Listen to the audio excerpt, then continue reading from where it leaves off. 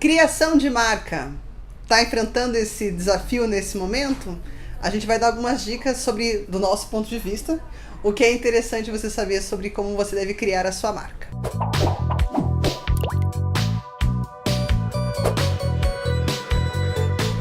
Então aí, Gabs, agora é um vídeo mais tranquilo, a gente pode ficar mais relaxado. Vamos lá, falar sobre criação de marcas.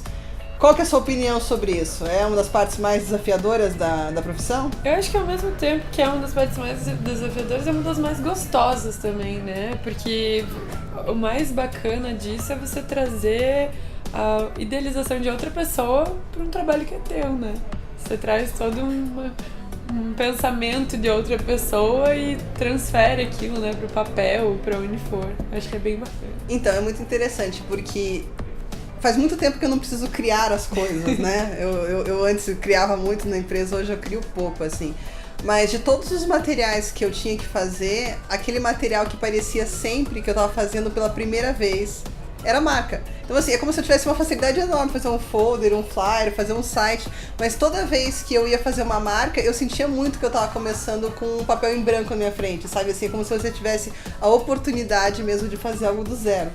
Sim, é sempre aquele choquezinho, assim, nossa, você tem toda a liberdade pra criar uma coisa absolutamente nova, né? E quanto a gente fala muito em inovação, e quanto mais inovador, mais simples, que traga mais identidade do cliente, sempre é o mais correto, né? Ao meu ver, pelo menos. E assim, é muito interessante, porque quanto mais acho que a gente vai evoluindo, mais a gente percebe que quantidade não significa necessariamente qualidade. Então, assim, quando eu comecei a criar marcas, muitas vezes eu ia apresentar, 9 marcas para os clientes. E hoje, como padrão da agência, a gente apresenta só 3. Porque se o briefing está muito bem feito, é natural que você consiga fazer opções que casem muito bem com o briefing. Então eu percebo que a gente se bate um pouco mais quando o cliente não conseguiu ser claro naquilo que ele estava pedindo, e justamente a gente não conseguiu ter uma interpretação que pudesse ser mais eficiente, mais assertiva.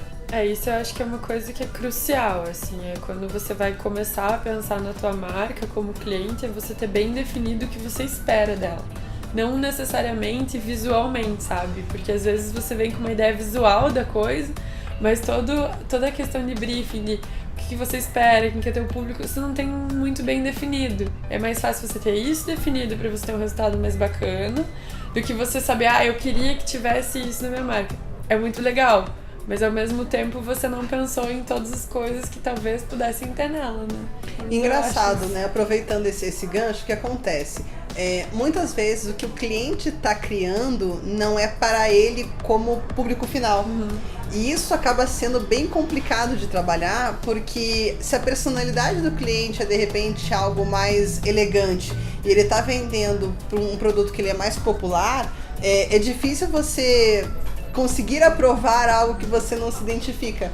Então, tanto o designer tem que, entre aspas, abrir mão da personalidade dele no sentido de aquilo que ele quer criar, e também o cliente tem que abrir um pouco essa visão, porque na realidade o que vai importar mais é aquilo que faz sentido pro público-alvo, e não necessariamente aquilo que eu gosto mais, sabe? É bem desafiador. Questão de gosto é sempre uma questão complicada em reunião, né?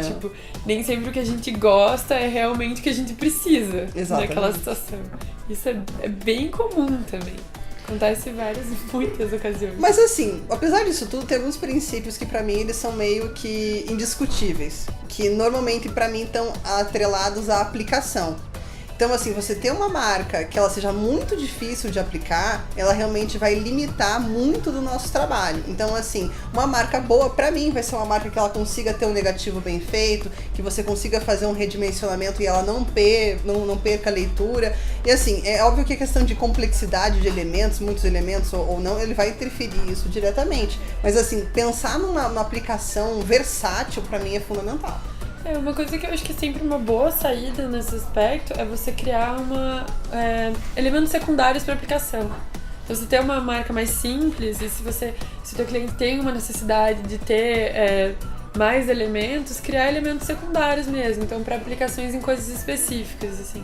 Isso soluciona esse grande problema de mas eu gostaria que tivesse mais coisa, ou mais isso, mais aquilo. Mas tem que lembrar que a tua marca ela tem que ser mais maleável, né, para aplicação em várias coisas. A gente às vezes não acha que a nossa empresa também vai crescer para um outro lado, ou vai produzir um outro tipo de coisa, e às vezes acontece. Então vamos aproveitar.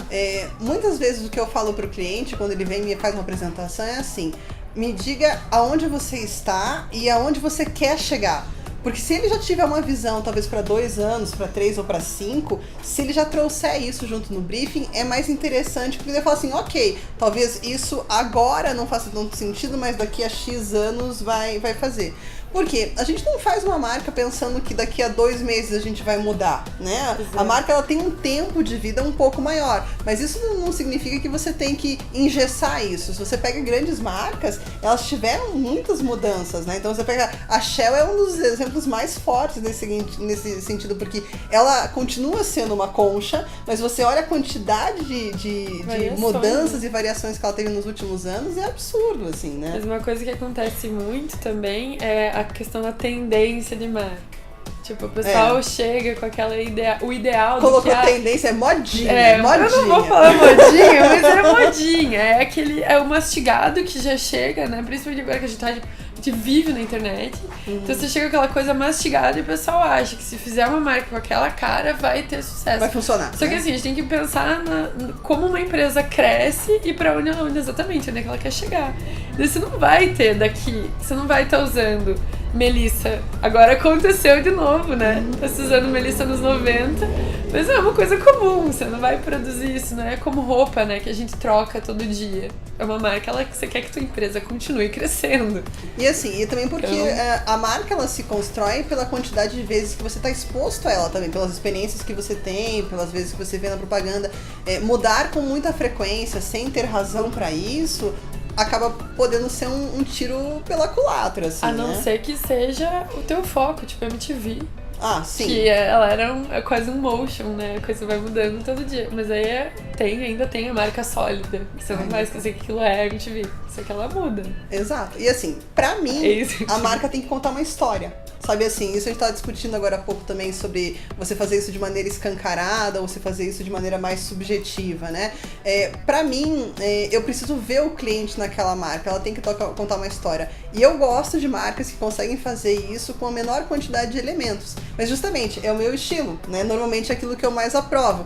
É o mais correto, é o menos correto? De novo, é gosto, né? Então assim, a gente tem os fundamentos sobre criação de marca, mas assim, é difícil você falar aquilo que é absolutamente correto, verdade ou falso. Assim. Pra mim já é a questão funcional, sabe? Se funciona pro cliente, como funciona, como que a gente aplica. Então assim, acho que depende caso a caso e é por isso que a gente tá aqui, né? Exatamente. Cada um é um caso e cada um a gente senta, conversa e analisa, porque é como cada pessoa, né? Tem o seu próprio... Tem sua vida ali, cada marca tem uma vida própria, eu acho que é mais... E pra mim, assim, a melhor aprovação de marca é quando eu preciso fazer a aprovação de marca preferencialmente presencial. Eu consigo aprovar várias coisas à distância, mas assim, eu preciso olhar pro rosto do cliente quando eu tô fazendo a aprovação da marca pela primeira vez. Porque assim, a reação do cliente, sabe, aquele pequeno sorriso de canto de boca, assim, pra mim é o que demonstra se realmente ele tá vendido com a história, sabe? Eu preciso ter isso. E pra mim é por isso que a gente trabalha com essa área, sabe? É você conseguir atingir um nível que o cliente olha e fala assim, puxa vida, eu consigo enxergar o meu negócio aqui, ou eu consigo me enxergar. Eu não sei se acontece com você, Flá, mas comigo é muito comum a gente apresentar os 3, mas eu sempre tenho um filho preferido. Ah, sempre tem, não. E o filho preferido normalmente é o que vai pra luta. O filho preferido é que você apresenta por primeiro ou por último? Eu não tenho uma ordem. Eu coloco ele... Às vezes depende muito. Normalmente meu filho preferido, ele não é exatamente o que o meu cliente pediu. Ah, nunca é. Mas ele é o que eu acho que seria não é o que eu faria, mas é aquele meio termo ali. E eu vou indo dependendo... Eu sempre mostro primeiro o que o cliente pediu. Eu sempre mostro pro meu cliente primeiro. Então, eu faço uma progressão, pediu. Sabe? Eu faço assim, vou com aquilo que eu não queria tanto aprovar, pra você ver a primeira reação. Se a reação já é boa, quer dizer que a última reação vai ser melhor ainda, mas né? Eu não deixo por subir. último, não. Eu mostro sempre, mas depende muito do cliente também. Porque às vezes tem o cliente que eu sei eu mostro de primeira, e eu sei que eu não vou precisar mostrar nenhum dos dois outros, porque aquilo vai bater. Mas normalmente eu mostro o que ele pediu, porque, né, é o caminho. Segundo, o que eu gostaria que fosse. E terceiro é uma opção ali meio termo. Não, eu gosto de fechar no auge. Que casaria com casaria com o conceito, mas é a minha segunda opção. Então eu mostro primeiro o que ele pediu, às vezes acaba sendo a opção, a meu filho pródigo, mas não é raro. Mas eu sempre tenho um filho preferido. Não, sempre tem. E realmente é filho, né? É uma criação tua, assim, parece que foi um parto pra poder criar a marca.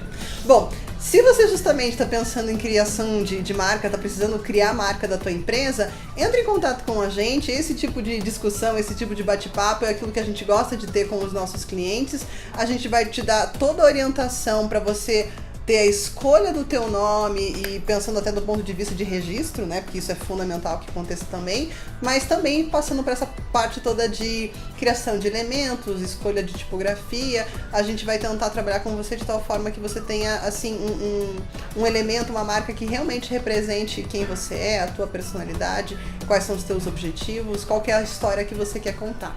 A primeira consultoria, caso você precise de uma para poder criar a tua marca, ela é gratuita, então esse bate-papo não tem custo para você. E você pode agendar ele agora, né, clicando aqui embaixo.